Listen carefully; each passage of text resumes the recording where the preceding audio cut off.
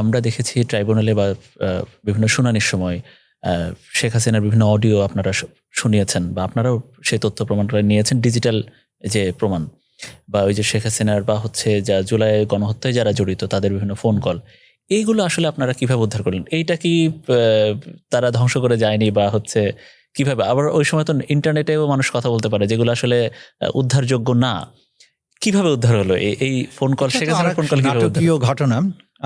আপনারা খেয়াল করবেন যে আমরা যখন প্রসিকিউশন টিমটা সাজাই সেখানে একজন প্রসিকিউটরকে নিয়োগ দেওয়া হয়েছিল যিনি লয়ার, আইটি বিশেষজ্ঞ, যিনি লয়ার না অথচ প্রসিকিউটর হয়েছেন।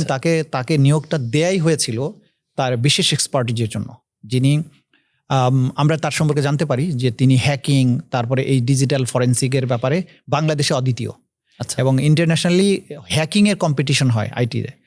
সিঙ্গাপুরে বিভিন্ন সময় হ্যাকিং, যেটা এই হ্যাকিং কম্পিটিশনে সে বিশ্বে চ্যাম্পিয়ন ছিল, নাম্বার 1।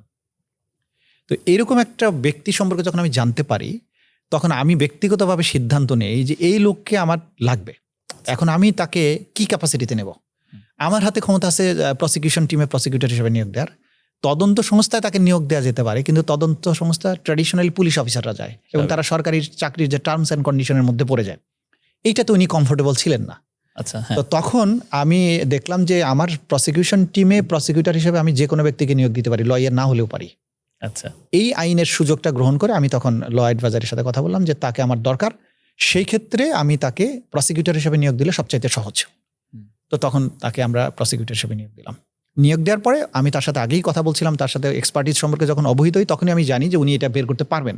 তখনই আমি বলি যে এনটিএমসি সম্পর্কে আমরা জানতাম, জিয়াউল হাসান যে এই গুম খুনের জন্য এনটিএমসিকে ব্যবহার করতো ডিজিটাল সার্ভেইলেন্সের জন্য, অ্যাকুরেট মানুষের ঘর বাড়ি কোন দরজায় কোন ফ্লোরে আছে সব বের করে তাকে ধরতো, গুম করতো, মারতো। এই বিষয়ে যখন আমি বললাম যে এগুলো আমাদের বের করতে হবে, এনটিএমসিতে কি আছে বের করতে হবে, তখন বললে যেটা আমি জানি যে কিভাবে বের করা যায়। তো আমরা তখন এনটিএমসিতে পাঠালাম। এনটিএমসি তো প্রথমে তো কোনো অ্যাক্সেস দিল না, তারপরে তো এনটিএমসির কাছে তথ্য নানানভাবে চাইলাম, এনটিএমসি ডিজিকে ডাকলাম, আসলেন, ওনারা this way that way avoid করতে লাগলেন। এগুলো লম্বা স্টোরি এবং এক পর্যায়ে কোর্টের ইন্টারভেনশন লাগলো, কোর্টের অর্ডার নিয়ে গেল, তারপরেও দেয় না।